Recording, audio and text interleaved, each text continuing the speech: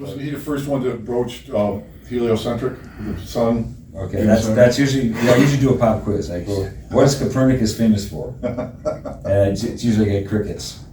And he developed the heliocentric model of the solar system. Up until Copernicus' time, people thought that the Earth was the center of the sun and everything else moved around it, but sometimes those planets look like they'd be moving backwards. We call that retrograde motion. And that bugged Copernicus. So he did the math and said, no, if you put the sun in the center, it makes sense. So in 1973, Copernicus would have been 500 years old, and as I like to say, rather than buy a statue, plunk it in the park, they said, let's do something. So they built the original observatory, which was just one classroom and two of our domes. It was then donated to Roberson. It technically opened in 1974. Roberson ran it for about 34 years. In the 1990s, they expanded it to where we are today, adding probably about 5 times the floor space, an additional dome, which I'll be taking you into in a bit. And but in 2006, they announced they were going to close it because they felt it was too expensive to run. Financially, they were struggling, and when you're sort of looking like what's our core competencies, running an observatory wasn't part of that. So the Kopernik Society, that group of Polish immigrants, said, look, they were basically local still. Yeah. This is a local heritage, Polish heritage group, and they were still sort of connected to Roberson. They were providing, they would do some fundraisers and that kind of stuff. But ultimately, the Kopernik Society said, look, Roberson, if you don't want it anymore, we'll take it back. And so that's what happened. The whole facility came back and is owned by the Kopernik Society of Broome County. We are a DBA of Kopernik Observatory and Science Center. I joined the board in 2008, a bit of a Alice's Restaurant story as to how I became the director, but I've been the director here since 2011. Wow. And That was longer than that. what? That was longer than that. Yeah, no. I mean, I've been involved with the facility since 2008. I was asked to be on the board. We actually had for all these, I don't know if it was Kopernik's first, but it may have been Kopernik's first, called ARIS contact. ARIS is amateur radio on the International Space Station. So actually there is ham radio aboard the International Space Station is the longest running experiment on the ISS. Cool. And Should be. well, Should be. And hams have been there, right? hams, yeah, you have to be a ham, yeah, it should be on the other end to hit the talk button. And Astronaut has to be a ham also. so many of the astronauts do get licensed. And so actually, as it turns out, so that in 2010, we had an ARIS contact with Doug Wheelock, who is the ham from astronaut from Windsor. And just a couple weeks before that, I was up here on a Friday night, because we're typically open on Fridays. And there was actually a visiting ham from like New Jersey, and I was just sort of showing him around and showing him the ham shack. And so I just turned down the radio, the VHF radio that we used, that we were going to be using for that contact. And Doug Wheelock's on there just giving out regular contacts. I'm like, oh, holy crap. And so I quickly turned on the rotor controller and the computer. And so he finished one quick contact, and I just said, this is K2ZRO, which is the ham radio station here. Actually, K2ZRO is my dad's call sign. I remember that. And so K2ZRO at Kopernik, and then Doug Wheelock says, Kopernik, oh, hey, it's great to hear you, And then like 3 weeks later, I actually had my first ARIS contact with, it was actually Windsor and Bing, and maybe it was Owego students up here. And out back, I'll show you. We have an azimuth and elevation rotor because we have to track it through the sky. Because it's VHF, we were transmitting at 145 megahertz. You have to track it through the sky, and I actually had to take the antennas off the tower and put a little tripod over on the roof and ran some coax down for that first contact. Actually, well, okay. So we did make the contact, and sort of a funny little part of that was that because we only have 11 minutes to talk to, because it's from Horizon to Horizon, I always run a rehearsal with the kids, right? And anyway, with the Doug Wheelock contact, the third student in says, this is Matthew Colosi, and he asks this question, and then Doug Wheelock goes, Matthew, are you any relation to the Colosis that lived 2 doors down from me when I was growing up as a kid? And he says, Adam's my dad. So his dad was Doug Wheelock's neighbor growing up. What are the chances? Yeah, and but we have since done 8 more of those contacts. And a couple of years ago, we did one. Again, I always run this rehearsal with the kids, and each kid now has a 3x5 card. And what I do is I get the kids all lined up in front of the microphone. I take a little handy-talkie. I go into another room, so I get to be the astronaut. Oh. And I provide feedback. They say, okay, you're not talking loud enough, you're mumbling or whatever. So this one, during the rehearsal, this one kid's question was, do you have children, and how do you communicate with them while you're on the ISS? But what I heard over the HT was, how do you have children? Well, my eyes went like that. I said, I don't think he's prepared to answer that particular question, but I'm glad this happened, because I said, it's good for us, unless you're really comfortable being in front of a large group of people talking, or you get mic fright or whatever, it's good to practice what you're going to say. So let's try that again. Of course, it was fine. That evening, I'm on the phone with my NASA contact. I said, okay, all the equipment's set up. You rehearse the kids. I told him that story. There was a pause, and he goes, oh, that would have been a first. They get 200 or 300 standard questions, how do you sleep? Have you seen a UFO? But to my knowledge, how do you have children still has not been asked. Yeah. So then, a couple of years later, one of the students' question was, what happens when you sneeze during a spacewalk? Oh, good question. Yeah, I mean, there's some interesting It physics. could happen, huh? And the astronaut said, actually, that's happened twice to me. He says, usually, you're outside of the ISS, you're in your spacesuit, you feel the sneeze coming on, you just sort of bend your head down and sneeze down into your chest.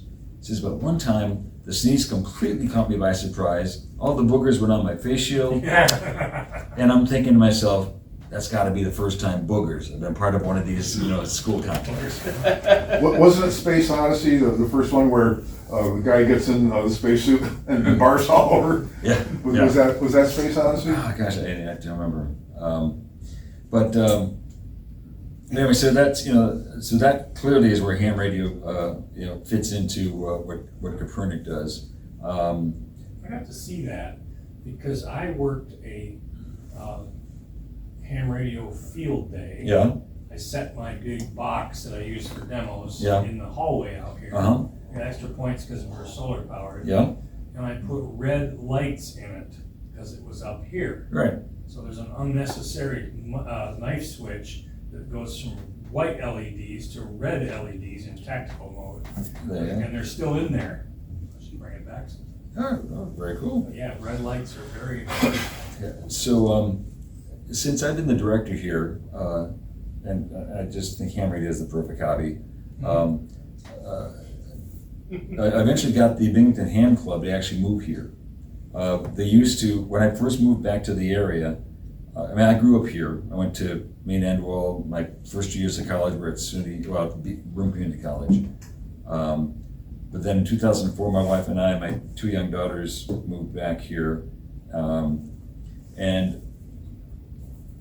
the Binghamton Ham Club used to meet at the town of Binghamton's building up on Hollies? Hollies Road? Yeah, way The out. shack was up there. And the shack was on Milks Road. Yeah, Milks Road. Oh, yeah. I And, know where it is. they'd be renting this shack, and they'd had some towers put up. Is that the building you can drive by if you go past? I think it's Ross Park. You can stake your way up the hill. That would Probably. be the town of Binghamton's offices. Yeah. Okay. Oh, okay, yeah. But they would never. They actually at one point had to change their bylaws because we would never have enough members for a quorum to vote on stuff. Eventually, when I became the director here, I said, I'm just throwing out, hey, why don't you consider moving the club to here? We've got internet access, we have bathrooms. Oh, yes, very important. Space. It's the facility is wheelchair accessible. So if you've got somebody that's mobility impaired, and so we've been here now for 10 years, and the club helps Kopernik with some of our summer camps. So like we've done these sort of electronic summer camps, and we teach the kids how to how to solder kits. There's one of the camps we run is it's called the Secrets of Code, and everything from UPC codes to Braille to sign language, but there's also Morse code, and so when the teacher is talking about that, and there's some websites where you can type in stuff and you can hear Morse code, but they always bring me in and say, okay, Mr. Deskur here is a ham radio operator. He uses Morse code, and so I'll say, okay, what's your name? So Gary, da da da da da da da da da, and the kids are like, oh, that's great. Say my name. Say my name. I do that with scouts. Yeah. They think it's a secret message. Yeah, exactly. Just to hide the key, so they didn't think they had to have that. I started to learn the code in the mid-'80s, but it fell to the wayside. Yeah, it's not required, but there's still a lot of people that do it. Well, we actually had that presentation recently from. Yeah, in fact, I forget his name. the last presentation we had is a gentleman who got his license in 2020 or 2022, and now is big into what's called Parks on the Air, POTA, and he might have a little 5-watt transmitter and just a very little wire, and where Morse code is a very efficient. Because it's 100% duty cycle to nothing. You don't need much power to get any real distance. There's people that will go out with a circuit board this big with half of that being a coin cell battery, puts out 800 milliwatts, and they can reach DX contacts all over if you're on a mountain or whatever.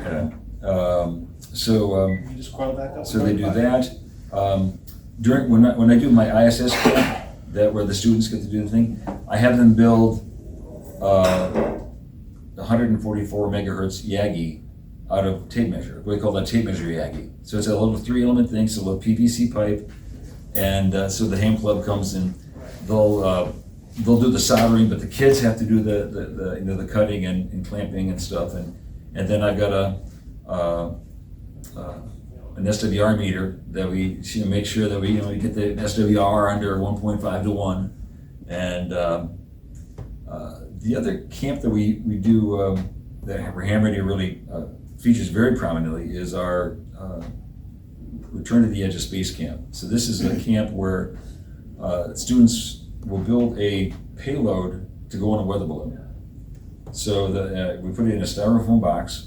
We'll fly 3 GoPro cameras, one looking at the horizon, one looking at the ground, one looking up at the balloon itself. Inside we'll have a little 144 megahertz beacon called with a GPS receiver on it. So the GPS receiver sees where it is, and then on a packet radio system, it sends out longitude, latitude, and altitude. And we are actually able to track the balloon through its entire flight.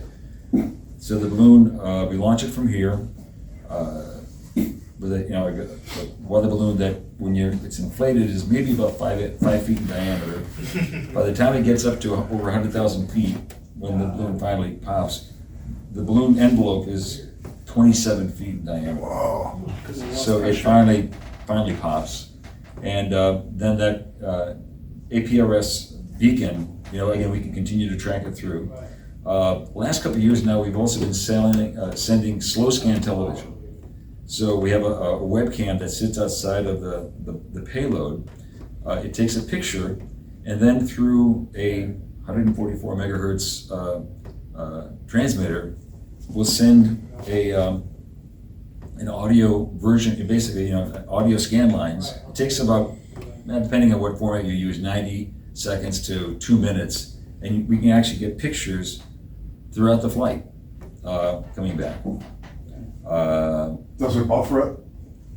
No, it's just sending it out. So you don't get like blur from the motion of the Oh, video? no, okay, no, yeah, it's taking it, so the camera takes just a still picture, And then it sends it out? and then it sends it out within the audio channel, frequency, audio spectrum of the FM radio. Cool stuff.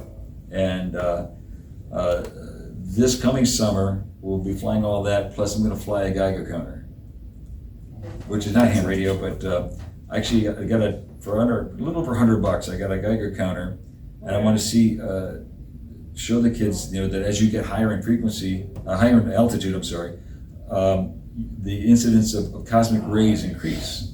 I actually was, 2 weeks ago, I flew out to Milwaukee, and I flew the Geiger counter with me, and sure enough, when normally around here, you'd see about 20 to 30 counts per minute, up there I was getting 130. Wow.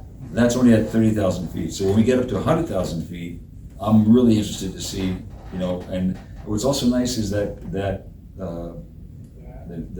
tracking beacon, I can actually, when I finally get all that equipment back, because once it bursts, we track it and we recover it. Does it have any kind of parachute?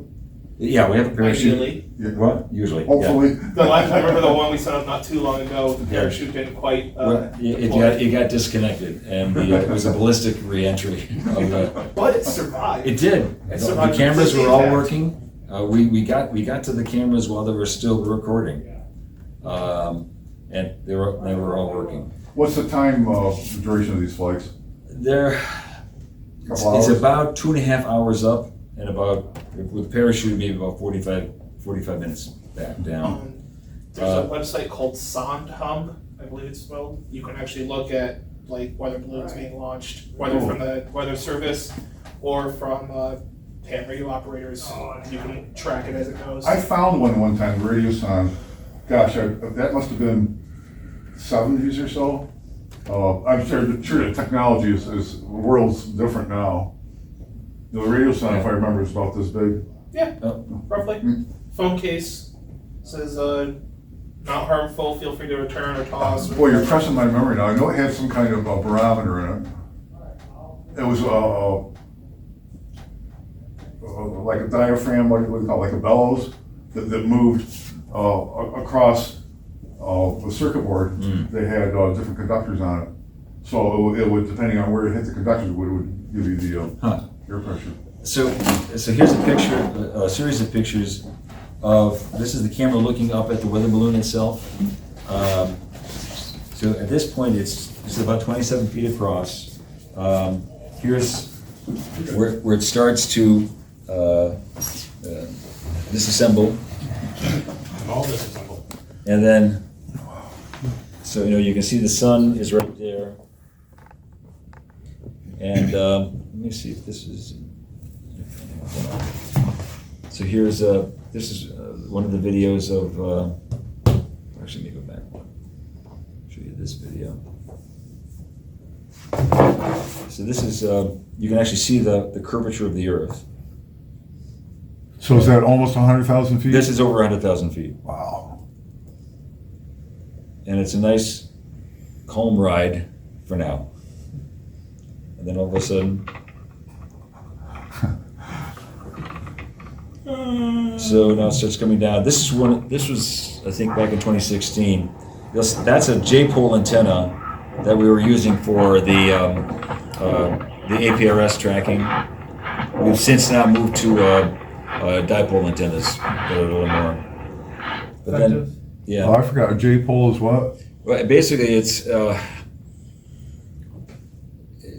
has a tuning stub. You got a length of maybe like a 5/8 wave, Right. and then there's sort of a tuning stub that goes up of a certain. I'll draw a picture. So this is what happens when it comes down. Is that with a parachute? That is with the parachute, but it's for some reason it just decided it wanted to really spin. Almost every time it lands in the trees. Oh, of course. This, however, Wire? hit Great that, sound. that you're hearing the antennas. Yeah. Wow. And it's still transmitting the beacon, so you can find it. Yeah. No, this was a GoPro cameras. How far out was that? This was out near Gary's. You pull we are it. gonna. Yeah, okay. Where did you launch from here? Yeah, so we launch it from here, out in the parking lot. So people come. So the students show up on Monday. They have Monday and Tuesday to get familiar with the whole concept, to learn how to run the cameras, do the tracking, do the slow scan, and then we launch on Wednesday. So we have a team that stays here that will track it and tell us where it's located. And what's interesting is that as you're going, as it's rising, well, first of all, we let the FAA know. We tell Binghamton that, and they want to know between ground and about 8,000 feet.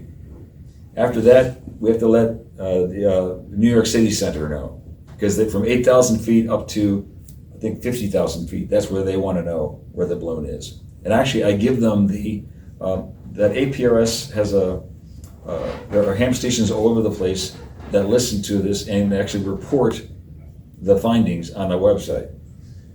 And that's why I kind of make face, because when it's high up, the APRS can be received by all those stations. But as you get lower and lower, say a couple hundred feet or less, there's not enough, especially in like more. Not enough effective radio.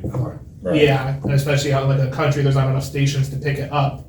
So Sometimes you happen to get lucky and you get one that will still hear you when you're on the ground. But a lot of times you have to last we know it was kind of there, just search this general area. But what I found to be interesting was that you get up above 5,000 to 8,000 feet, then the jet stream starts to affect. So you can actually watch watch the track, and then all of a sudden it just really starts moving. And sometimes I've seen the speed in the area of 70 to 80 miles an hour. That is really taking it.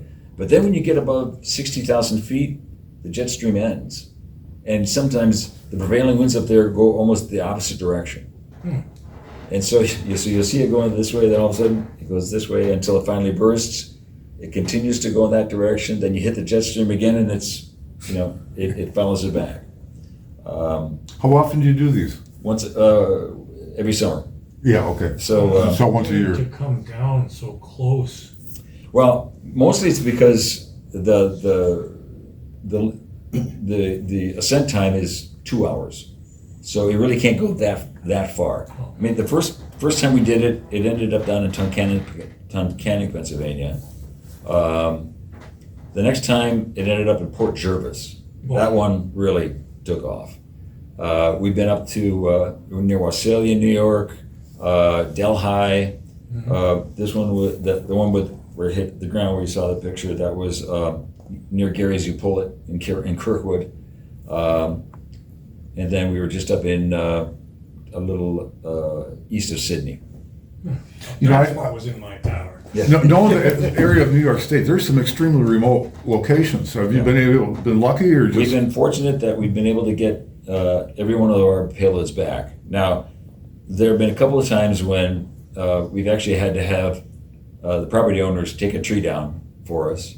There was one time we were actually on state land, and I got the services of an arborist because it was up at 80 feet. And so she had one of those arborists, weight things. They have a bag of weights with a string on it, going get it up to about 40 feet, and then she pulls her climbing rope up to the 40 feet, and then 6 inches at a time was getting herself up to that 40-foot level. Standing on that, then she did it again to go up another 30 feet to finally get the payload. I've got a question. I remember my wife was pregnant for our first child, and a hot air balloon landed. This is up in Webb Road by the Vestal Country Club.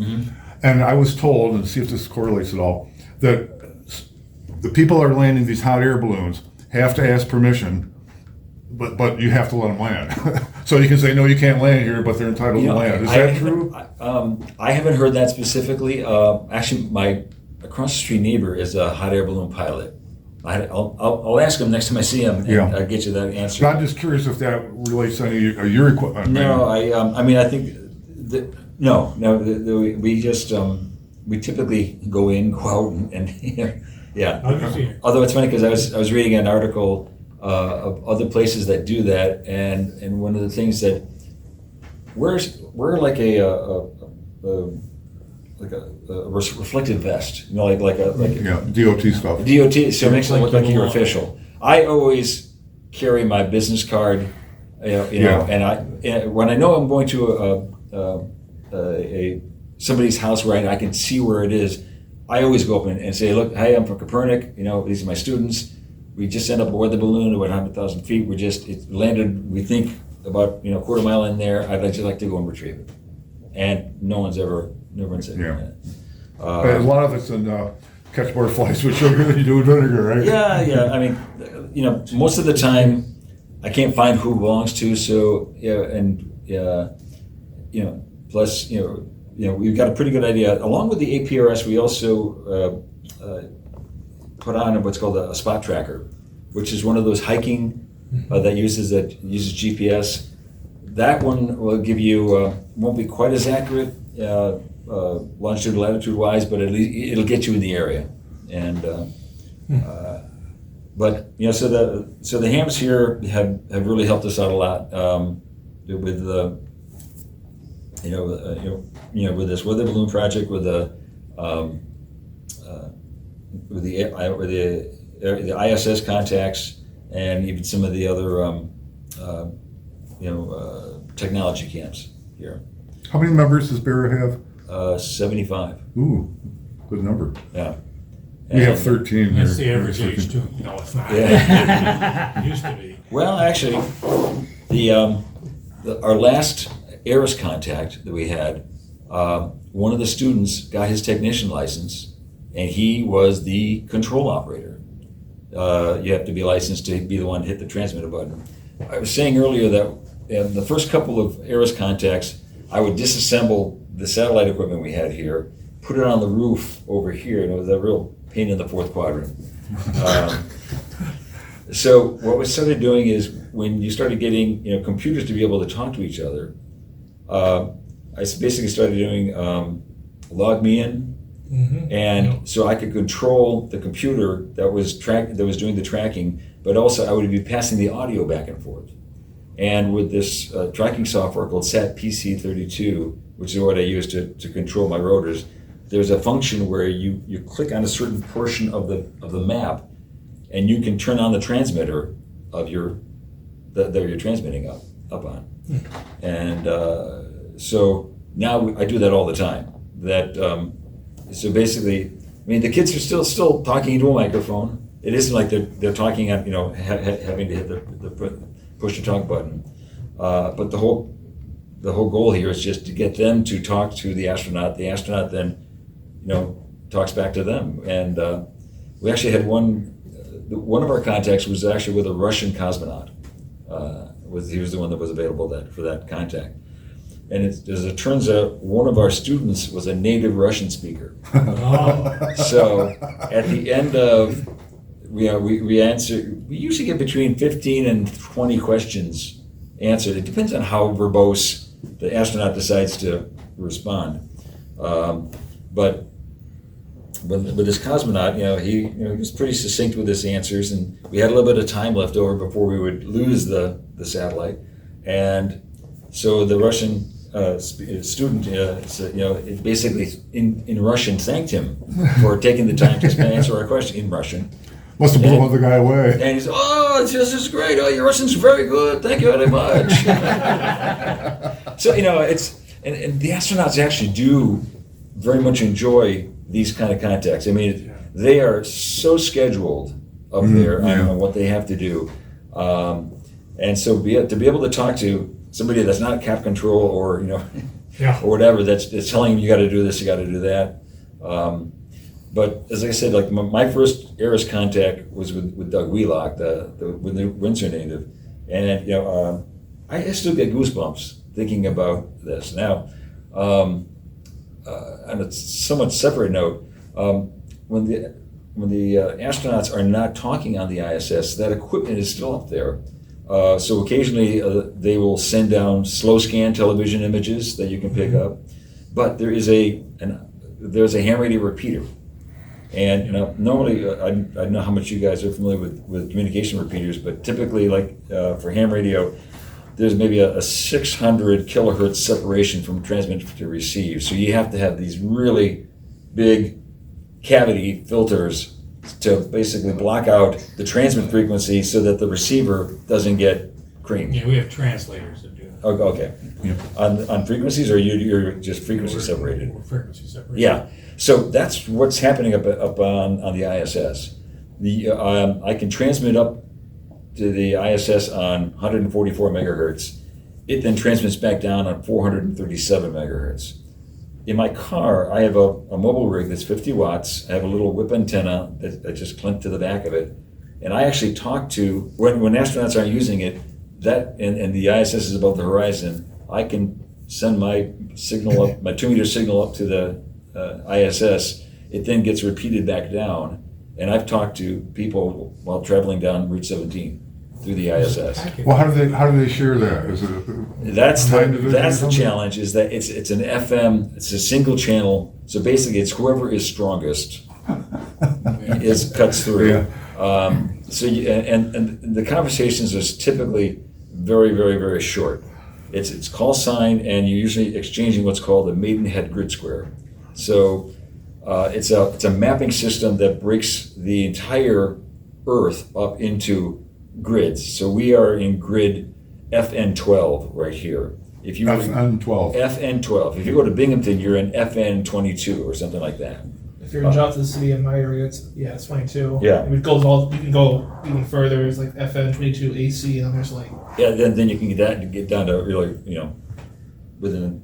But generally, they just do the 4. Yeah, just 4 digits. But there was one time there was an ISS. I was coming home from a trip, and it was around midnight, a little bit after midnight. It happened to be on the ISS happened to be above the horizon. So I got on. I was able to actually have a conversation with a person for a few minutes because there was nobody else on trying to talk because it was just so late. Bathrooms where? Bathrooms are down there to the right. There's actually quite a few satellites that'll let you do that. Just the ISS is one of the ones that actually has a good amount of power and enough space for big antennas, so you don't have to have the big arms that he's got outside. Yeah. Hams have been putting satellites up since 1961, and now everything has been moving more toward these CubeSats that are like about this big. Sometimes you get 2 or 3, like a 2 or 3 U CubeSat. They may be 500 milliwatts, or because they're just solar powered. Whereas the ISS is, I think it's either 10 or 25 watts. 25. And a decent external antenna. And like I said, when you listen to an ISS contact, in fact, let me see if I can. Actually, I can probably beat you there. I'll bring up one of the Kopernik ones here. The kid that got his license and became the control operator got his license literally 1 week before our ISS contact. So really, his ISS contact was his first legitimate ham radio call sign contact. That's higher heights for me. Was it? Yeah. 80 meters. And like you mentioned, there is also a packet transmitter. Drive my wife nuts, so I leave it on. But I use it. I have it in my truck. I have it in the scan so that it could be over Florida. Yeah. And you can hear it. Yeah. Very distinctive I sound. haven't done packet in decades. But They also, that's the SSTV, the repeater, and the AX25 are the only ham radio ones I think that are on there. But I do know that there's other stuff to occasionally listen to. Like if I'm not hearing repeater activity, they have this animal tracker experiment. I don't know exactly how it works, but I know I can hear it like throbbing, like brr, brr, brr, brr, brr, brr, brr. And so I know if I can hear that, but I'm not hearing the repeater, it's down for whatever reason or nobody's on it. fascinating stuff. Let me think here. The Goddard Space Flight Center Ham Radio Club used to repeat everything that the shuttle and ISS were transmitting on this. They stopped doing that for security reasons, but you could get it on HF, usually 14 megahertz. So, again, Kopernik has a YouTube channel. So every Friday night we do a public program of some sort on a wide range of topics. So, like weeks ago, we had somebody talking about AI. We've had about a couple of different robotics teams come up and talk about the work that they do. Actually, we had a guy named Dr. Nathaniel Frizzell, W2NAF, who has been doing this citizen science experimentation of how radio propagation changes during eclipses. And I heard a little bit about that, yeah. Yeah. Yeah, that makes sense. Geez, I'm trying to find out that. Yes. Do you do any work here with the ham radio with HF frequencies, or is it all? So the club actually has a remote station here. Well, we have a number of transceivers that we take out. Like there are various events. The one coming up at the end of the month, June 28th and 29th, is Field Day, and that's sort of a time when hams will, from an emergency preparedness standpoint, Dan, I'm sure knows this very well. Down here. Yeah, and they will sometimes they'll just go out into the field, set up an antenna, and then try to make contacts. And so the club will do that here. We don't really go after trying to make a killing contact-wise. We're just more, it's an opportunity to have maybe newer hams start to get more comfortable with being on the air. Drew, is that coordinated with any other clubs, groups, or is it? Oh, it's nationwide. God, they all do the same day. Yeah, you're right. Yeah, okay. There's rules, in fact. Yeah. Can't set up your antenna before something in the evening. And then you get extra points for doing solar power or all emergency power. I got my seat. Having this many different like transmitters and Yep. frequencies and They call them multipliers, QRP, very low power. And like under 5 watts generally. Oh, I had a blast. I was up all night, but I had a blast. They have summer field day and they have winter field day. Yeah. And they have other stuff too. There's occasionally the weather service. What's that? yeah, called? that's a Skywarn Recognition Day. So there's a ham radio station up at the National Weather Service at BGM Airport, Right. and we will go up there and operate as WX2BGM, but that's their ham radio call sign, and people will contact And I them. can't forget Jamboree on the air. And Jamboree, which is the same weekend as the New York State CUSA party. Always. So yeah, there's lots of events if you like to get on the air. We did together. I was at Greenwood Park with another scout ham, and you had scouts up here, and we sent slow scan TV pictures off an iPad back and forth. Just hold a microphone over the iPad, it converts it into sound like a fax machine does. But Now, is that black and white only? Oh, it's color. Color? And we were sending pictures back and forth. The kids loved it. Forget about the $1,000 worth of regular HF ham radio. I was over in the corner. We said, "Oh, look, this is a hit. This is what they're interested in." So, and the charcoal grills up there. Yeah. That's what it was broadcasting on top of. Hey, whatever works. Yeah. Well, I'll interject at this point. My father got me an ARRL book because, he pioneered TV here, receiving, Pioneer. 1968, I think is the book I got. I got about 3 or 4 of the ARRL Very useful. books. Yeah, so the club has a station here that is actually accessible remotely. So there's an app called RC Forb. That's a Windows-based app. And Android. And Android, yeah. So you could be at your home or on your laptop in a hotel room, and you can connect to the ham radio station here and get on the air. But anyway, here, this is the contact last year with.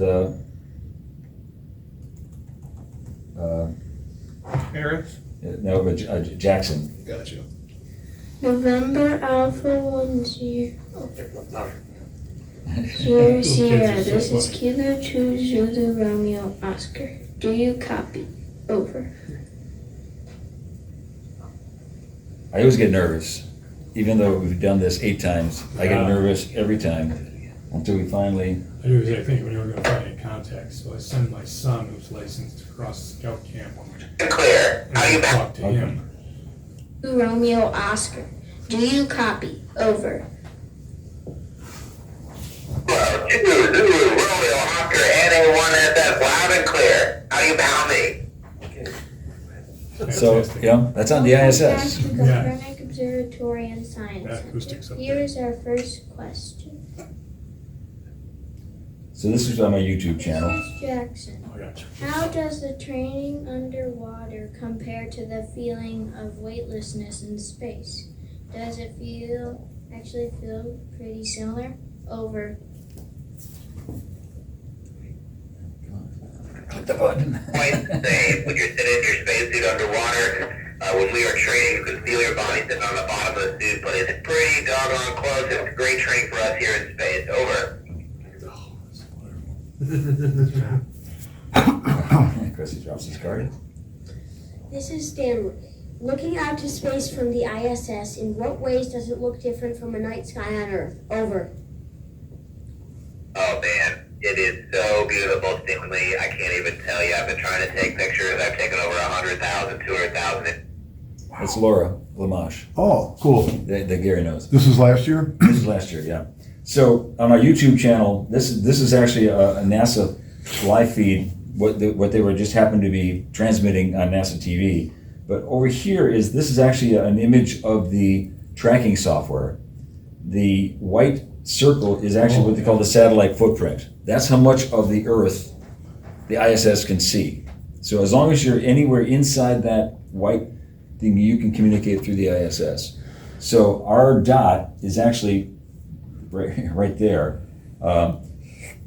So arguably we could talk to somebody in California through the ISS right there. And so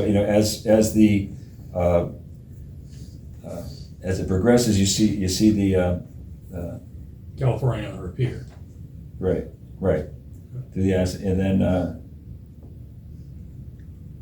so as I guess You can hear the ISS on a VHF receiver. Yeah. Or UHF receiver. You can hear it when it's going forward. and It started when I was your age. You have to right now, you want to start looking and being curious about the world around you and discovering things and learning things and doing well in school. That's when your training starts. It's going to school and learning all of the time. Over. This is Ara. What does it feel like to experience a rocket launch? Over. One word, incredible. One word, laying on your back, that initial lift off when they count down to 0, you just feel like you're lifted up, like somebody's got their arms underneath you and just lifting you up and throwing you up into the air. But it just doesn't stop. They're just constantly lifting. It's really, really. anyway, so you get a sense of what that's like, and they have certainly improved over the years the equipment that's on the ISS, and so that this audio is just pristine. My first contact with Doug Wheelock, you could hear this. It was really, it was. It's a type of FM? It's all FM, yeah. Yeah, It's okay. all FM. But the quality of the radios, the fact that they've got better external antennas now. Actually, the first astronaut to ever do ham radio aboard the space shuttle was a guy named Owen Garriott, and he had a small little antenna that fit into the one of the windows in the space shuttle, and had a little 5-watt walkie-talkie, and he was actually Triple ham. and then his son Richard Garriott, who was a software millionaire, ended up buying for how many million, $30 million, a seat on a Soyuz rocket, and he actually went up as a space tourist on a Soyuz rocket and made a number of ham radio contacts. Actually, he did some of that slow scan television from up there, which actually I had gotten when he was up there. I was able to capture some of that. So anyway. When they do slow scan, that's Yeah. one frame? Yeah, it's one picture. I'm trying to think if I can show you. I remember seeing it in these older It sounds- ARRL books. It I mean, sounds like tweedle, tweedle, tweedle, tweedle, Yeah. tweedle. Yeah, It's easy to do if you have, the software. And, yeah, your software, and even like my little, there you go.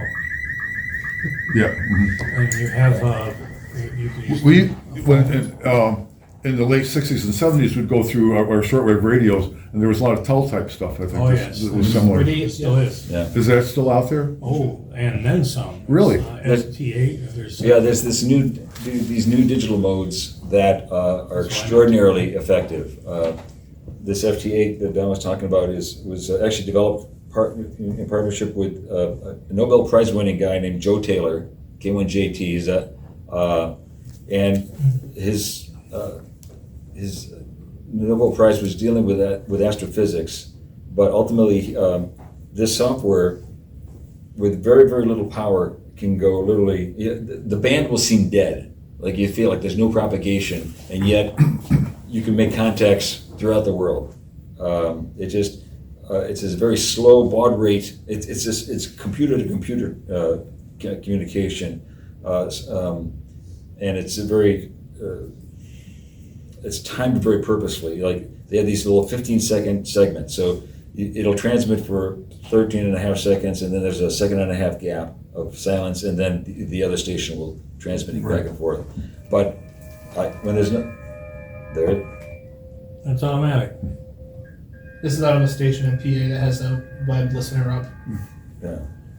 I was reminded you're talking about the how they can punch through some of these things. In television, they use 2 gig for TV, and I forgot what digital format it was. I mean, there's just different formats. But we call up with a spectrum analyzer, and basically your signal was like one scan line above the noise, and you'd get pictures through it. Yeah, Yeah. you either get it or you don't. So to me, that's where ham radio has been such a extraordinary playground. Yeah. You got well, you get to learn about technology, right? Then there's the public service aspect of it. I remember when I was 17. It was 1972. Hurricane Agnes came through upstate New York. Elmira was really wiped out, and they needed hams to provide sort of health and welfare information. We did the last flood in 2020. Yeah. Were you 16 or 17? I was 16 because thank you. You would know. You in particular would know. Josh, we share the same birthday. Yeah. He's a year younger than me. He's much older than me. And so I remember my dad gave me one of our transmitters and some equipment, and took me up to the Broome County Airport, put me on a C-130. They had all this, equipment that was going to be and supplies that just had to go to Elmira.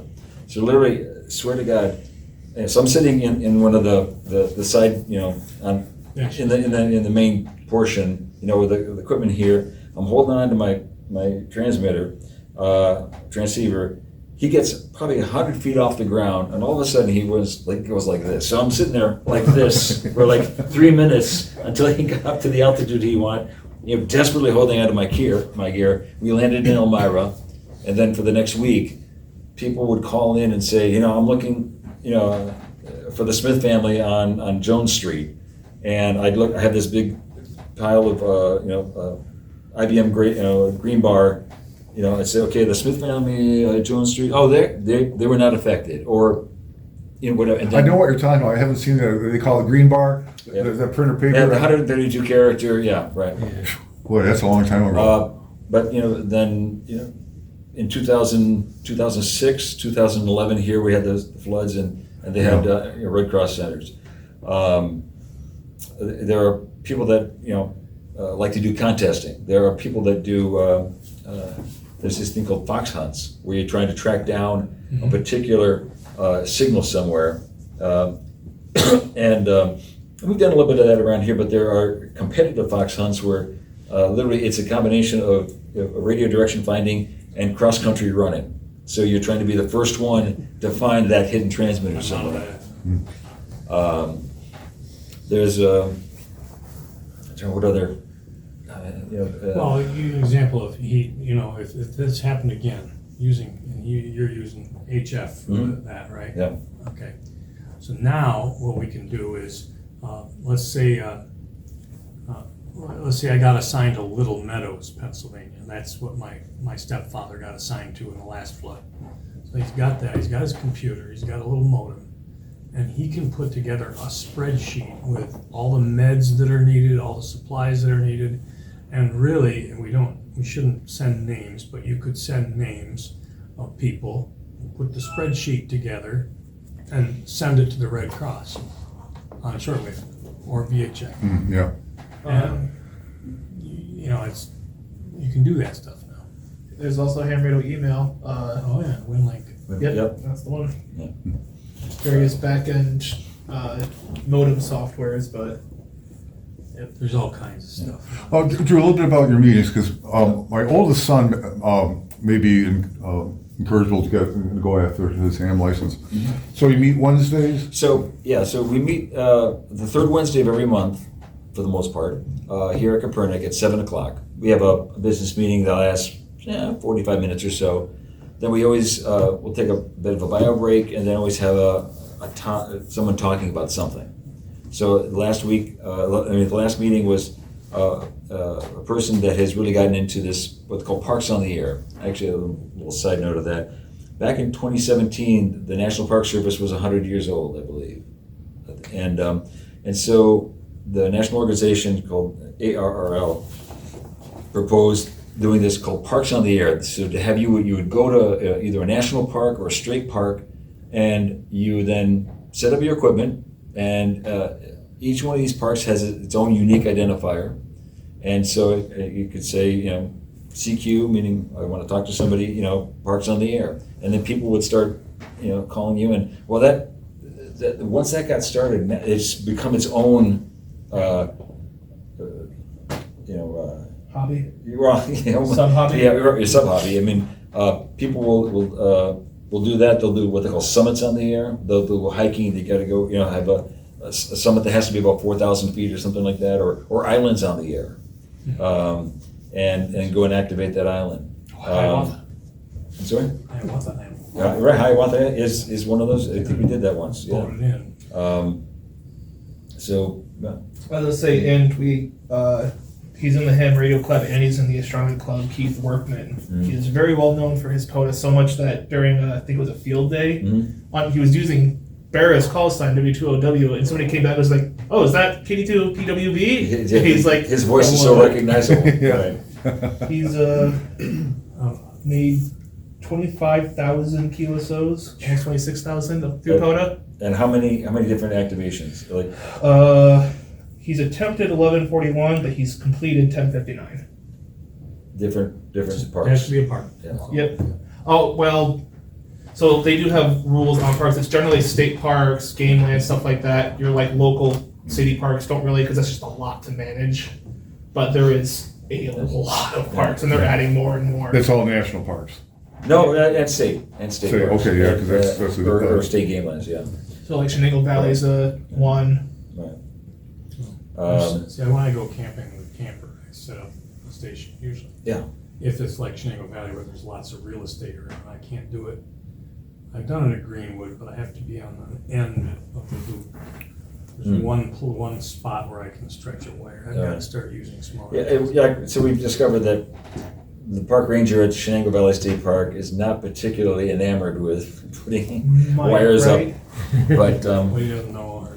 what? Well, he doesn't know. He doesn't see won't hurt. Well, it's If you're down a Sunrise section, it's in the woods. yeah. And But anyway, so the club meets here. I'm trying to think. The next week, and 2 weeks from now, we'll have somebody talking about digital, called DMR, digital mobile radio. Basically, it's still transmitting on VHF and UHF frequencies, but the audio is actually digitized, and sometimes you can actually do a sort of like a time channel. So you can two different conversations can be happening on the same frequency, and they don't interfere with each other. So I'll be talking about that. Project 25. So the meeting starts at 7, you go about 45 minutes for the business Yeah, side? and then there's another, then we'll have the presentation. We also do it on Zoom. So if I wanted to come up with my oldest son, should Yeah. I get here at 7 or 7:45? 7. Okay, all So, right. yeah, this way, you get we always do a, introduction. Usually also, right, soon after we get started, the people who are taking their test, if they, when they pass, we bring them in and we congratulate them, for passing their test or their upgrade. And we still do free testing, right? Oh, yeah, yeah. Well, so the testing itself is free. However, the FCC now charges Yeah. once you pass your exam and they will submit the documentation that you passed. Then the FCC will send you an email to say, here's the link for you to pay $35, and it lasts for 10 years. My oldest son said that you need like a post office box, PO box. You need some address. I don't know if it's a physical address. I don't know if the PO box works or not. Yes, It does? yeah, I I have PO box works. 'cause that's So what I have. you don't have to have a PO box. You need some form of address if the FCC wants to mail you, which they never do, but that you need to Right. have it in case. And I forgot what it's called, not a FRN. FRN. Yeah. Yeah, it is FRN. But okay. a lot of people prefer to have a PO box because just that extra layer of people not knowing your house Right. address. Yeah, and I think they're pretty cheap, aren't they?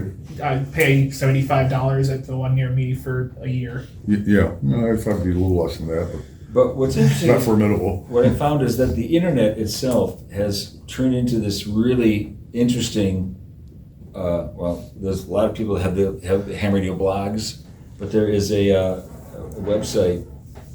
There are cheaper options. I recently found out there's various people that do it, but they'll have like a kind of a virtual PO box for you. So you have this address at their office, and if you happen to receive mail, they can scan it and send it to you. Got it, That's like yeah. $4 or $5 a year or something like that.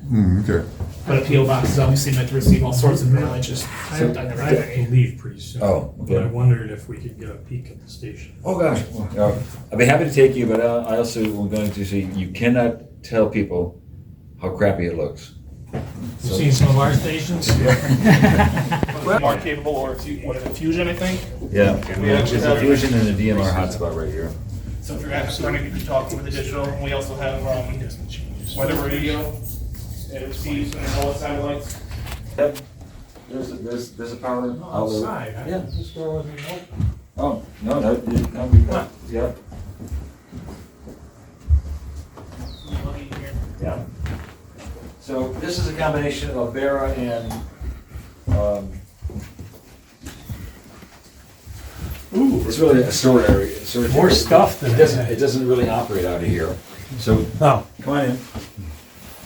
Yeah, we'll go this way. Is Artie Stilts still around? Who? Artie Stilts, did you know him? No. So, Bera's equipment, so this is all of our, we have 5 transmitters that we can just literally pick up and go. This is actually sort of a neat box here. So we have a couple of end-fed half-wave antennas, but this is we call it a quadplexer. So I can take an antenna that maybe operates on 4 different bands, put in here, then I have filters for each of the frequencies, and then separate filters, for the transmitters, so that with the one antenna, we can have 4 different transmitters operating all at the same time. So, And at full power. yeah. So again, so the club has got, we do most of our operating, either in the building, or if we go out an activation for a club. This over here is the station we use for the satellite. And actually, here's something that you guys would probably appreciate. My dad was K2ZRO, Kaz Deskur. In 1957, he got a QSL card from Sputnik. oh, Oh my God. oh wow. So, Now, what that just basically bounce signals, right? the Sputnik was basically just a single Metal ball. beep, beep, Oh, that's right, but you get some Doppler shift. Yeah. So if you want to see it, so this was the card itself. On the back side is a Russian, saying, KJ Deskur and whatever. This is sort of a loose translation in Russian. So he listened to Sputnik. That looks impressive. And again, when you're dealing with spacecraft, you got to deal with Doppler shift. Yeah. Because, on 144 megahertz, you might get maybe a total of 10 kilohertz total shift in Doppler. When at 435, you're talking maybe 25 kilohertz of Doppler shift. So like when I have my in my radio in my car and I'm talking through the ISS, I actually have 5 different channels that I'll be receiving on. And so like when it's coming at us, I have to tune up higher than it's really transmitting. Yeah. And when you're at what's called a point of closest approach, then you're right on the right frequency. And then as it's going away from you, you're having to, tune down. Tune back up when you're listening. But anyway. Yeah, exactly. So anyway, I was gonna ask you about that. Wow. What year was that? 1957, Wow. October 4th was when it was launched. And so like I said, we're working on trying to clean things up and actually have an operating station in here, but for the most part, we tend to do most of our operating. Actually, what I do is I have a couple of coax runs that come here, and then I take some LMR 400 decent coax. Like this. Yep, and then I bring it Can I over take a here. picture? Oh, sure. I just want to show my kids a little bit of what When I was here, there was somebody operating in there. Yeah, I listened to we've on gotten field day. some donations of stuff. I've got a Flex system Oh, wow. that which is a whole nother thing. So at some point, I hope to have a more dedicated ham radio room that we could actually come and operate. We used to be able to operate out of this, Yeah. but when we do operate, when the club operates, we bring some coax over here. So actually, follow me. You're running across the floor, you're saying? Oh, actually, These birds aren't blue, it's actually diffraction. is it? Yep. Oh, there's a wire antenna. So right, so we actually have 2 end-fed half waves. One that goes from here to here, the other one that goes from here. There's another telephone pole back in there. You lost me, I've seen so many antennas here. Okay. You talked about. Yeah, The so wire one antenna droop. there's a you see Oh, a okay, the long wire. Like, So that used to be a Vestal Fire. The Vestal Fire Department had a repeater in there for the Vestal Fire Department. They've since moved it to the community tower. That was. are they down around 44 megahertz, you know? No. They're up in the they were up in the VHF. There is VHF, but they're going. Isn't somebody using in the neighborhood of 44, 45 megahertz? Yeah, it used to be 3914 is what Broome County used to be. Because we were having some interference out in Walton, and I figured it was half of 88 now, Well, which is Walton 44, is 45. probably down there. They'll be the last. Right, they're And northeastern Pennsylvania fire departments are still using it. So now we actually have a ham radio fusion repeater in there. Yeah. Then also, these on the small little tower, those are the 2 Yagis that I use for satellite. The one on the right is that's for 2 meters, and that's the one when I do my Eris contacts. I'm using that exclusively. Are those a circular polarization? Yeah. I can't see. Yeah. Okay. And then we've got a company called 05. That antenna goes from 6 meters, 50 megahertz down to I don't think it goes to 80, so it's probably just down to 7 megahertz. Permission to go look at it? That's a substantial tower. Really? Well, it's not copper, but. So now, anyway, so again, with satellite stuff, you got to do both azimuth and elevation. Yeah. And so, of course, what? Say it down? And would have a cow if I put that up. Well, that's the thing that the wire antennas are really great at. Oh, yeah. That one just blends I've got right in. feds and I've got Right. 5 RD. I only do 100 watts. And it's close to the antenna. Yeah, it's right. It's close to being. Arguably, you want to try to have it like right up there, but this is this has worked for us. And And being all the way out here helps too, not having as much interference from downtown and so on. It's still soft, never but got that over there. Yeah. But it's originally. Oh, it's the same size. 20 inch? So this is a 20-inch reflector scope. We used to look through this scope. Used to put eyepieces on here. I remember being up here in the 90s and seeing Halley's Comet as it was leaving our solar system. But at this point, we just use it exclusively for imaging. So all this equipment here is the camera system. The camera itself is this box here. The unit below it is a refrigeration unit that takes the sensor down to -40 degrees. I remember that, because Artie Tilts told me about that. I went to school with Artie Tilts in 94. Okay, yep. But the camera itself is black and white. The sensor is black and white.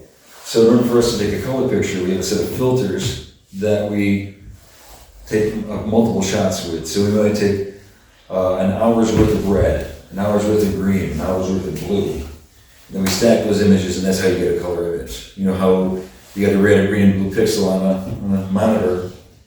That's how you make a color picture. Now, this is the tracking system. Does it pick Yes, track all day long pretty Yeah, much? this is the mount. Everything's controlled by the computer. This slide over here is we call that the shutter. This is the part that opens up, so that door pushes down, the top slides back. Then we move the dome to. What acoustics are? Sometimes people feel like the floor is moving. Yeah.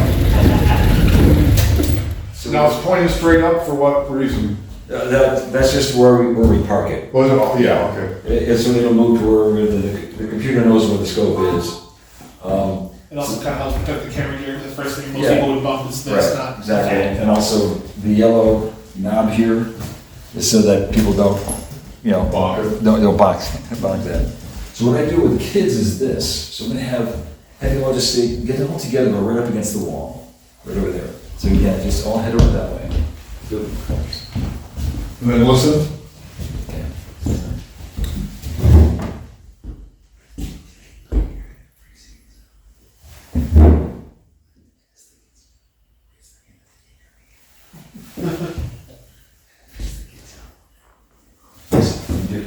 Yeah, so you can't tell where you're at.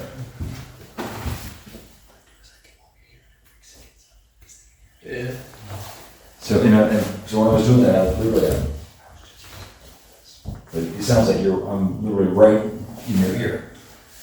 So get to talk a little bit about acoustics. Can I ask what's the dollar signs on this now? Yeah, no, if I had to buy this today, it'd be about $250,000. Really? Yeah. Is it for, And then the camera system's probably about $15,000. now, is that a lid on the top of the brain? Yeah, that's just a dust cap. Keep the dust, yeah. But if you come over here, I'll show you some images that we've taken. I will bring up, when you have the dust off your scalp, I'll bring up my 6-inch and Oh, yeah, So please. the mount is, I've never seen anybody else make it, but I got it from the Sky Telescope magazine from the late 60s by a guy in Vestal. Huh? Awesome. So this is a portion of the Milky Way galaxy. The galaxy has 200 billion stars in it. That's just our own galaxy. That's a globular cluster, about 500,000 stars. That's a nebula where stars are born. That's a gassy area that ultimately that gas starts to come together and make stars. So all these little white dots are all new baby stars. That's a Triplet nebula, another nebula. And when you're looking at anything through a scope like this, it's just going to look like a white blob. You never see those colors. They're just so dim. But the camera system can pick it up pretty well.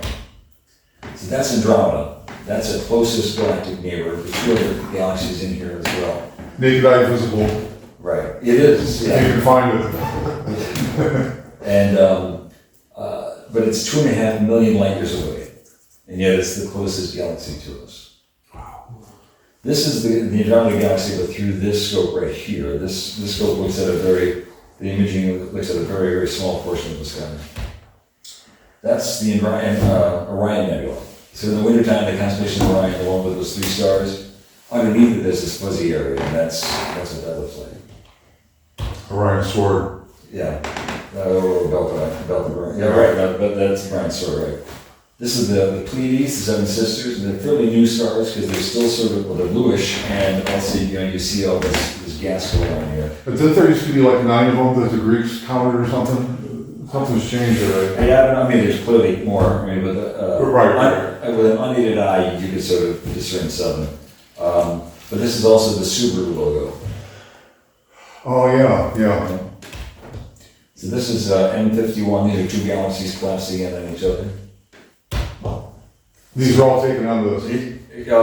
Pretty much all of these. Yeah. So this is a galaxy called M101. So there's a French astronomer by the name of Messier who started cataloging things he saw in the sky. So this was the 101st thing that he saw. But I'm going to point out this light right here, this star right here, in this next picture is that star there. That's a supernova. That wasn't in the previous picture. The supernova is when a star runs out of energy, starts to run out of energy. Sometimes what will happen is it will collapse, get to a point where it can't collapse anymore, and then it explodes, and then all that light and energy very quickly goes out into space. And about 2 years ago, we took that picture here. This was actually taken with one of our other scopes, our 6-inch refracting scope. This actually is another galaxy, but what I show people is, like, when you think of galaxies, you tend to think of it like that, right? So like this. This is looking edge on into the galaxy. And I tell the kids, not every galaxy is going to be perfectly aligned for us to be able to, so there'll be all sorts of different orientations. It's one of my favorite pictures. This is called the Veil Nebula. And this is actually 6 different pictures. The Veil Nebula takes up so much space in space that we couldn't do it with one shot. So we had 1, 2, 3, 4, 5, 6. And then mosaic it together. Now, this is the Tarantula Nebula. So here's how you put a color picture together. So this is the Tarantula Nebula with a red filter, a green filter, a blue filter, and then you put it all together, and that's how you get a color image. It's amazing that they line up so well. Yeah. So this tracking, the computer will track and compensate by Earth's rotation. So sometimes, some of these astrophotography pictures might be 30 or 40 hours worth of exposure over months. But yet, if you got a good scope that's well aligned. I didn't realize it. I thought they would do it in the course of 5 minutes or an hour or 2. There's people that'll even do it for days at a time. Yeah. Anyway, so that's a little bit of what we do here.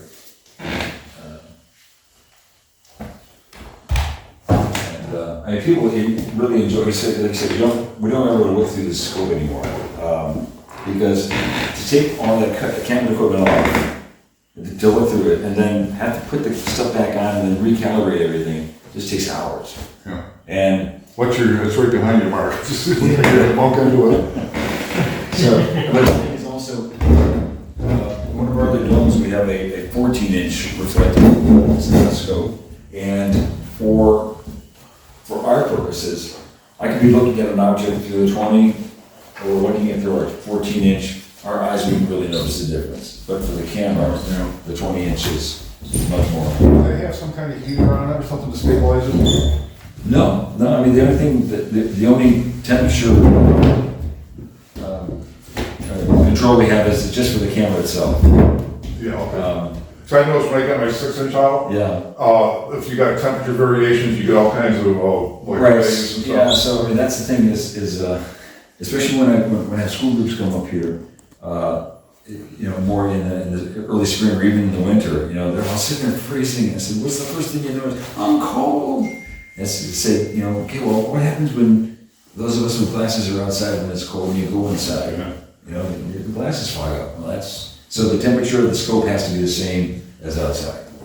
And it is because of where it's at. Yeah. Now there are some scopes that you can get what they call a dew shield. In fact, if you go back out, that's something that's heated, right?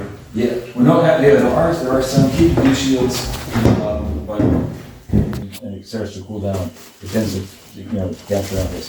Is that some kind of Cassegrain? Yeah. Right. I gotta get my clock drive fixed for my little scope.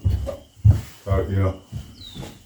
So actually what we're doing now is, purchased a cell phone adapter.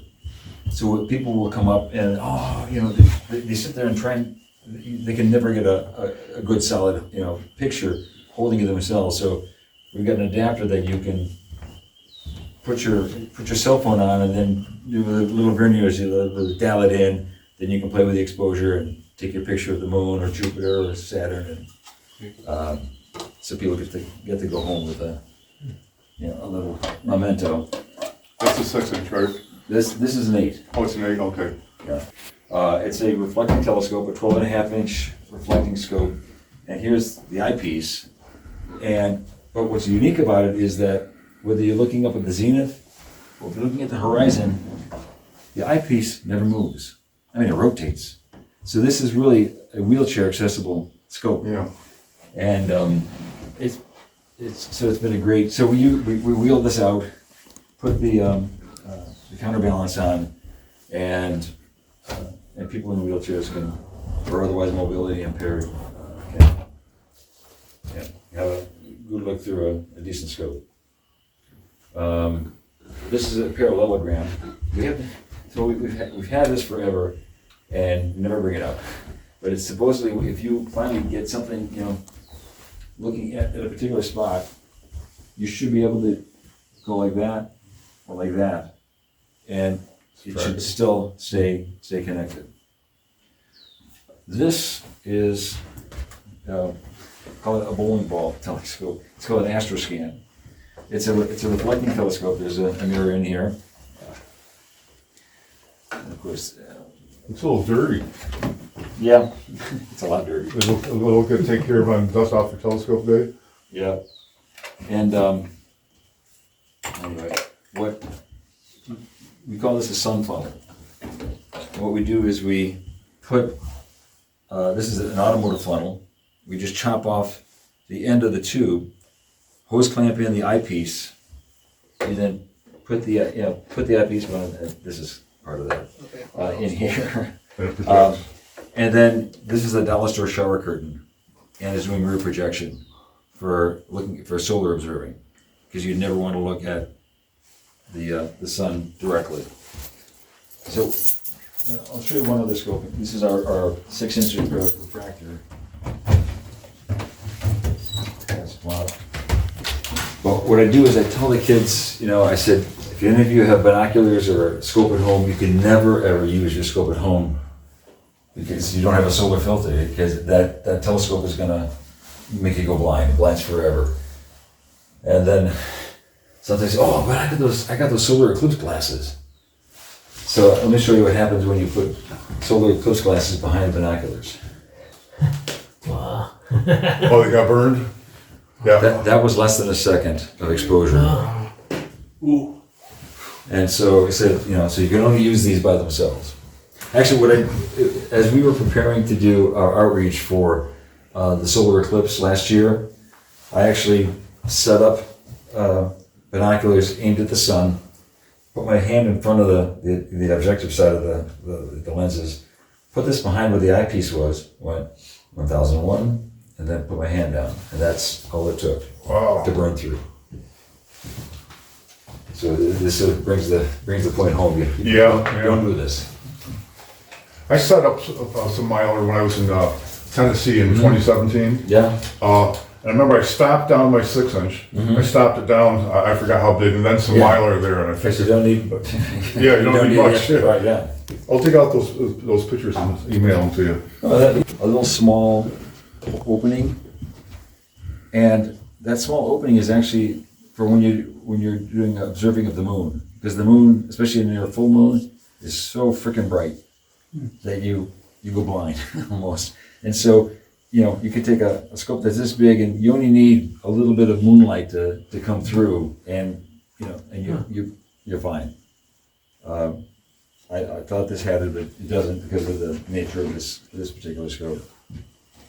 But tonight at 9 o'clock, the strawberry moon will start to come above the horizon. And tonight's strawberry moon is actually, its full moon is one of the lowest maximum elevation that you'll see. It won't even get up to 20 degrees above the horizon. No, that's not just a strawberry moon, it's the time of year and all that stuff? It's on this 18 and a half year cycle. Okay, yeah. So that it'll end up, like I said, at 1 o'clock tonight, it'll be maybe 19 degrees above the horizon. And it's full tomorrow? Tonight. Tonight, Tonight's yeah, full, okay. yeah. The brightest is at 3:44 in the morning, I think. Yeah, something like that, yeah. Wow. So that's Hurricane Beryl. That's the eclipse, and that's when somebody stepped on the power supply. Oh, no. So I lost half of the thing. So that, again, that we're just using a Raspberry Pi and a little $30 RTL SDR. We do have preamps up by the antennas, and so now we'll see. This is January 8th, and that goes 16. Looks at the whole hemisphere, and there's the shadow. Yeah. Like I said, a friend of mine, April 8th, was in Ohio, and my son and I were planning, he wanted to go to Niagara Falls and all this stuff. I says, no. I looked at the weather, I never thought to head out toward Ohio. Yeah. Because you don't know what's going to be cloud covered or not. Right. So, 2028, the path of totality goes right through Sydney, Australia. And I told my wife, we're going to Sydney, Australia. So we're Well, going let me know, because I'm considering my son and I going to catch some of these. Yeah. I've been looking at these. There's not a whole lot that we can go through. Now, there's another one. There's one in Alaska, right? There's one in, There's one next year that will go through is that Iceland? Greenland, Iceland, a little bit of Portugal and Spain. But you got to know all of Europe is going to be in that little. Do they have like these cruise ships and stuff that will go in maximum eclipse? They'll do. There are some of those as well, yeah, and they are ungodly expensive. And probably It's already like booked. it's like it seems like the hotels finally figure out, oh, there's an eclipse happening and we're near it. Okay, I just peg the cost. So.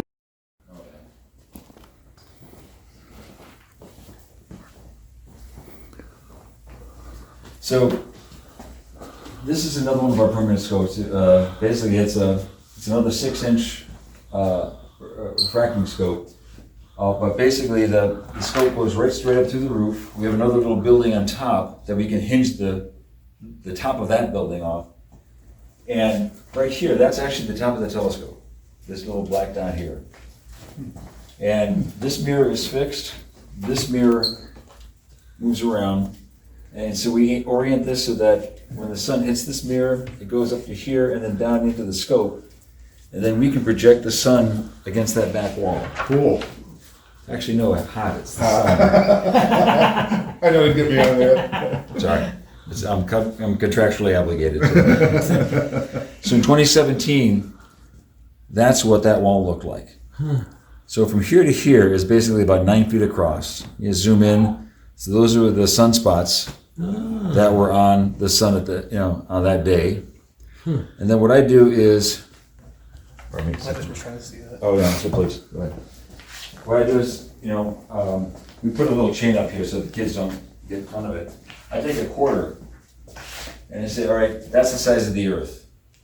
So the sun is actually bigger than my wingspan, and this is the size of the Earth. It takes 109 Earths to get across the diameter of the sun.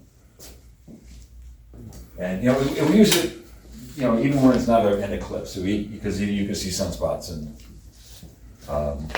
so. Yeah, so that's another piece that is sort of unique. Aren't too many of these around here. What's the bicycle? Oh, well, we talk about like angular momentum. So not everything we do, when we have school groups come up here, isn't always about astronomy. I mean, clearly we do promote that, but when we had first graders in here, we have a little smoke machine that we put in here, and then we send a laser and they can see how the light bounces off the mirror. We're doing, we have a fifth grade physics section, and so we get to talk a little bit about gearing and angular momentum and that kind of stuff. So we'll do robotics. Lego has these neat kits called Spike Robotics that have a little Bluetooth enabled module that they can put the Lego kits together in a particular way, and then we have software that has sort of is graphically oriented to you start something, you turn this you turn this wheel, you wait for an input from something, you can change the speed of the wheel, and so kids start learning about the process of programming. We've got stream tables, that with sand in them, that actually they're sort of stuck in the back. That you start putting, you have a sort of a light rain from a water jug, and you start to see how it starts to erode, the stream. When we do some of our summer camps, we'll actually take them down to the base of Underwood Road, and you can definitely see significant erosion there. In my time here, I've seen 2 buildings that were sitting on the side of that Coconut Creek go into the creek. I'm trying to think what other things. We used to have a black room. Yeah, we used to have a functional black room, a dark room, but now we just keep our dark energy in there, our dark matter. Photography really has migrated much more toward the digital. I mean, there are still some people, just like there are people who like vinyl, right? But we just, with the limited space we had, we needed storage space more so than we needed dark room. Although I remember many years ago when I got out of college, I started reading Stereo Review magazine, right? I remember there was this one comic in it, and there was this drawing of an older gentleman with a cane in an audio store, and there was a big box of speakers, and there was a sign above it, and it said, "Senior citizens, why pay for frequency response you can't hear?" True.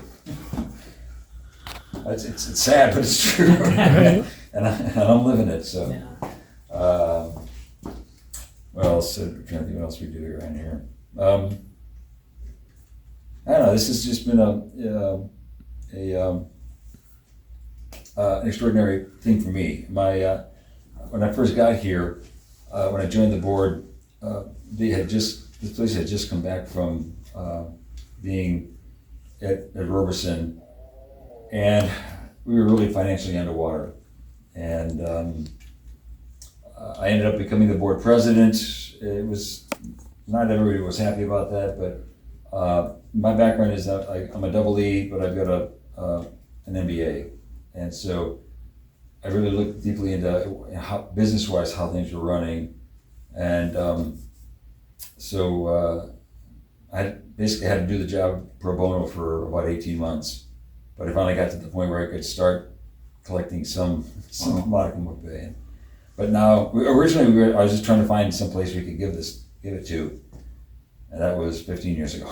So what was it at Roberson in terms of the telescopes and all that? Well, no, they had, there was a gentleman by the name of Jay Sarton who was very well known. Yeah, I saw his name up there. Yeah, extraordinary educator. But he ended up actually right around the same time that Kopernik came back to the Kopernik Society. He and his wife moved to the state of Maine, and but they were using it as an observatory. They would run summer camps up here, and but they just at the time they were just really too. Roberson was having some significant financial issues. And then when you start looking at where are our core competencies, where do we get most of our income from? And it's not this place. So they just wanted to close it. But yet the Kopernik Society, that group of Polish immigrants who first built it, said, look, if you don't want it, we'll take it back. Actually, so when was this facility here built, or the beginnings of it? In 1970s, follow me. So you have the Got it. Oh, I Right. see. Now what you're seeing right there is the cornerstone that was put into that space in the original building. In the fall of 1973, they had a big fundraiser at the Fountains Pavilion, and so they had this cornerstone here. So this is Dr. Ed Kozlowski and Richard Miller. Richard Miller was an assemblyman. Dr. Kozlowski was a dentist. This is Ed Neslick, who was a main big contractor around here. Does that look familiar?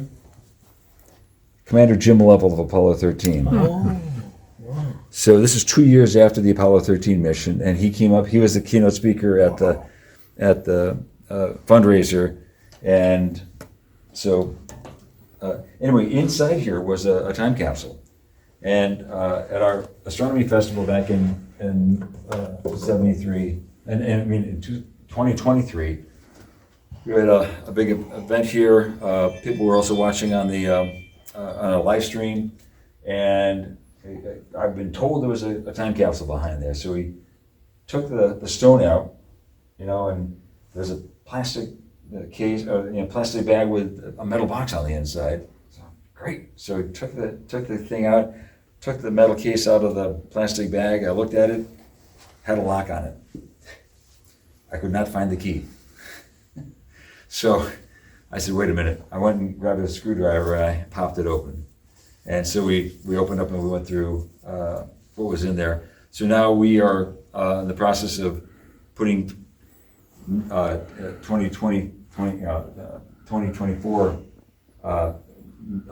memorabilia in there, and we will put it back in for the next, for 2073 for those people to. And so that'll go back in there. So this is where we do most of our Friday night programs. We do live streaming, and so that's our live streaming rig over there.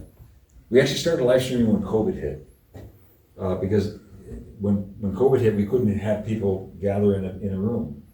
I thought, well, maybe we would just wait a couple of weeks for this COVID thing to blow over. And, didn't quite work out that way for us. But I had all these speakers lined up to talk. And so I thought, well, why don't we just have them zoom into us? We'll just turn it back around and put it out on a YouTube channel. And now we have almost 14,000 subscribers on our YouTube channel. And a lot of that actually comes from when we do observing sessions. So we've done eclipses, we've done meteor showers. Transits? Well, there won't be any transits For a while now. The next one will be a Mercury transit in probably another 15 years or something like that. But we've been very successful with some of our eclipses. There was a lunar eclipse a couple of years ago that at one point we had over 25,000 people watching our feed. And in fact, in the chat, people were saying, we left NASA's live stream because we like yours better. So one of my educators, Jenny Carty, we call her, is our live stream astronomer. And so, she's very engaging with the public. So people ask questions in the chat and she'll talk about that. There was back in March, where there was a lunar eclipse. And actually, if you give me a second here, I can just show you that. You're talking about the one we just had in March. Right. And so what Jenny did was she did a 5-hour live stream of the entire eclipse. Let's see here. Actually, here it is. So you can see I'm just let it get up Yeah, there okay. in a moment. So what she did was she took and turned it into a 1 minute.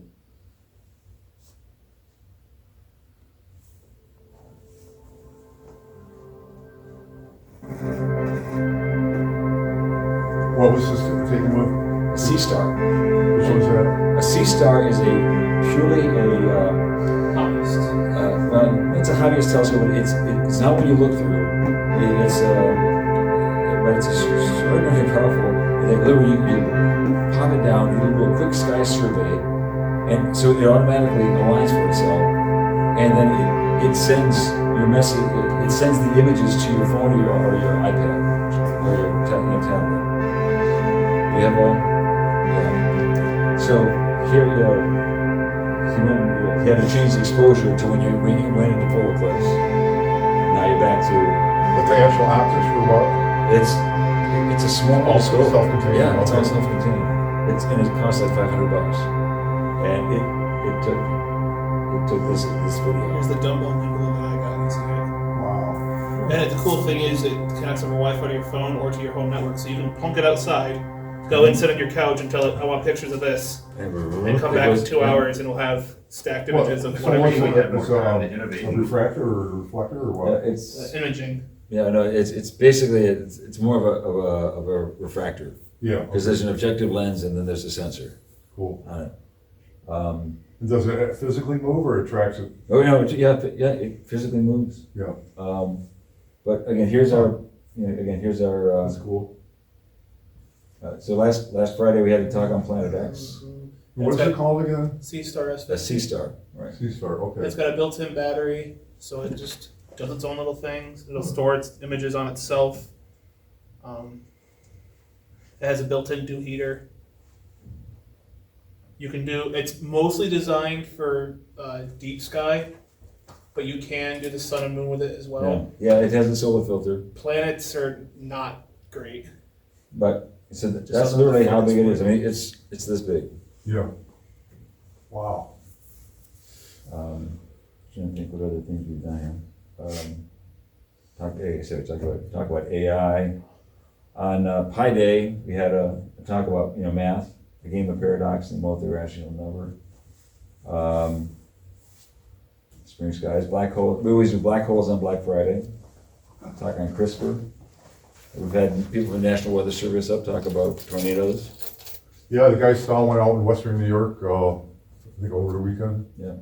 There's a guy at the weather office that actually recently became a ham radiooperator, right? Well, somewhat Yeah. recently. Yep.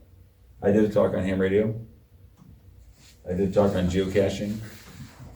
We got a talk on natural building with straw bale as your insulating. There's that ISIS contact. We've had people so there's asteroid Bennu was a mission to an asteroid, and then they sent a little probe down to sort of hit it and then collect some of that dust and brought that dust back to Earth. And so we had one of the scientists that was working on that project zoom into us from the University of Arizona talking about what they did with that. Science and religion, dinosaur artifacts. This is a gentleman from SUNY Broome. The robotic seeing eye dog. BU's got a robotic seeing eye dog. So anyway, and again, either you can come here to watch it, or you can watch it on our YouTube. Either you can watch it live, or you can watch it, at your convenience, whenever. And there's this one woman who lives in Adelaide, Australia. That is for her. She's watching it at 10 o'clock in the morning on Saturday, but she's almost always on our YouTube stream. Do you have to log in? No, it's the only time you have to subscribe if you want to put something in the chat. Yeah. But you can just go to YouTube, go into Kopernik, just type Kopernik Observatory, and you have access to all of this. The Great Adirondack Eclipse, what is that? So this was a gentleman who That was the lunar? that talked about the. Did we lose our audio? Oh, there it is. He's from the Adirondack Observatory, and talking about the Now, work that they're doing. the trick is that the moon is 400 times smaller in diameter than the diameter of the sun. Okay? So that makes a Talking big about the difference. physics of the Yeah. eclipse. Transverse, thank you, transverse, that's what you said. I thought you said transverse. That's So a that was good the word that's also. the moon shadow in the Transverse the 2017 entire- eclipse. That's a good word also. Oh, yeah. Transverse the I was within a couple miles of them actually eclipse. Alright. By Sparta, Tennessee. First place of Lester Flat. Ring a bell? Yes, yeah. Somewhere I got a picture of me next to the monument. birthplace of Western. So, anyway, so COVID turning us on to YouTube has been this interesting, a couple of things that have, some positive things that came out of that. So, Very impressive. anyway, any other questions or?